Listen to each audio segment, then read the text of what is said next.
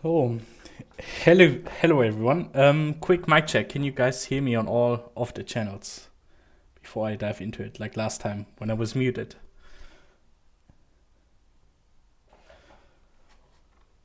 Okay, amazing. Then let's get to it. So, hello and welcome everybody to today's developer update.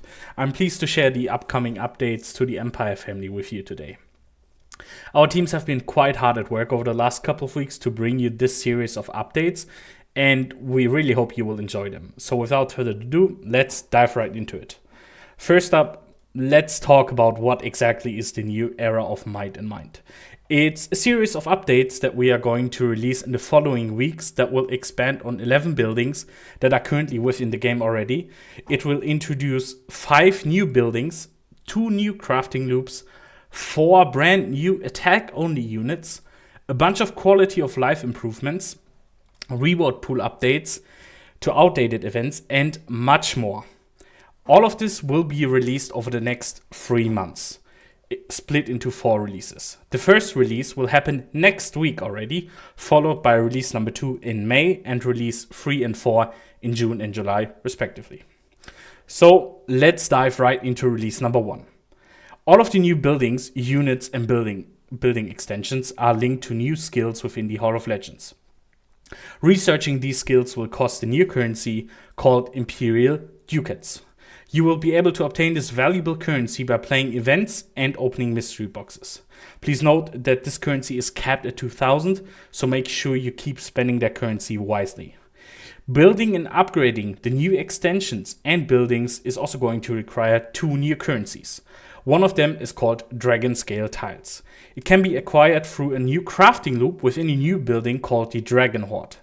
The second currency is called Plaster, and similar to Imperial Ducats, you will be able to obtain this currency by playing events and opening mystery boxes.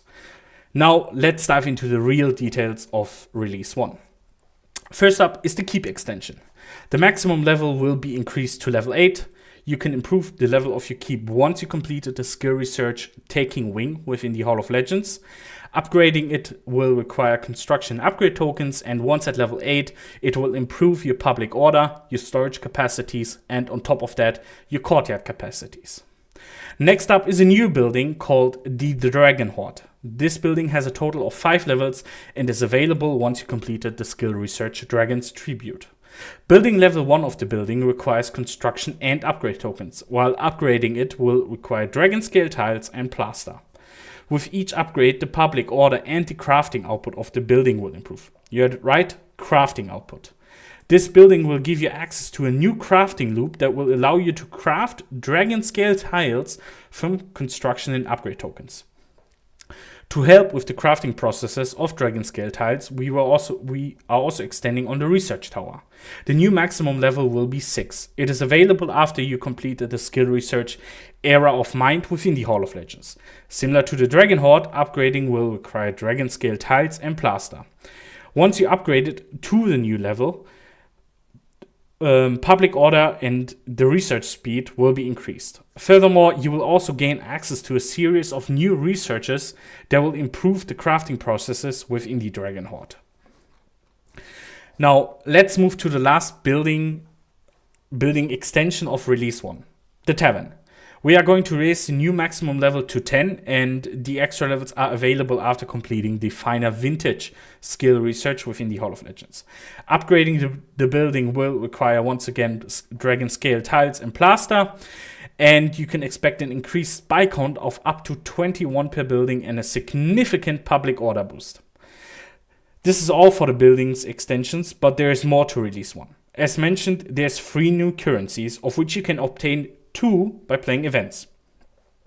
The first event you will be able to obtain these new currencies from is the Kingdoms League. We are updating the rewards pool there for all user groups.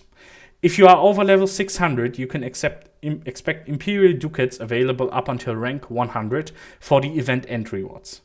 Furthermore, you can also expect them to be in every 4th promotion reward. On top of that, we also increase the amount of upgrade tokens you will be able to obtain from top event end rewards to better match the current exchange rates within our games.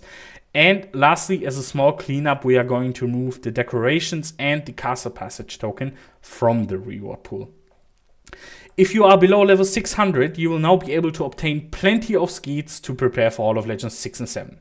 Skeets will be available up until rank 1000 in the event end rewards and in every single promotion reward.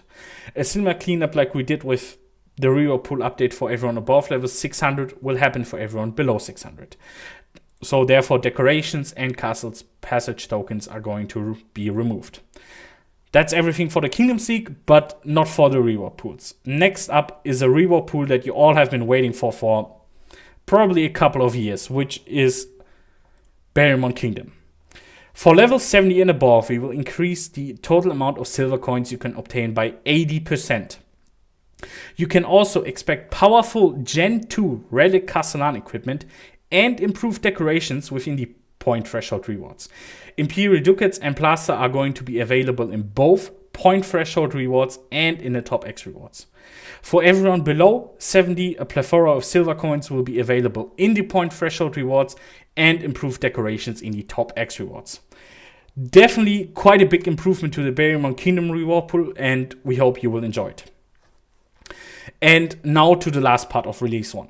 As said earlier in the presentation, you can obtain 2 of the new currencies from opening mystery boxes. These new mystery boxes are going to be available in a new section within the Master Blacksmith. Some will be super cheap, some will be expensive, but both of them will guarantee to help you progress within the Hall of Legends. So there's going to be something for every type of player. On top of that, we are finally following up on feedback from you guys. The construction item storage will be increased to 1000 for everyone. The new soft cap, therefore, is going to be 1000 construction items, and the hard cap is 1500 construction items. Now, that's everything for release number 1. All of this, what I just announced, is going to be released next week, and we hope you really will enjoy these new additions and changes. Next up, I want to talk about release number 2 already, which is going to be released in May.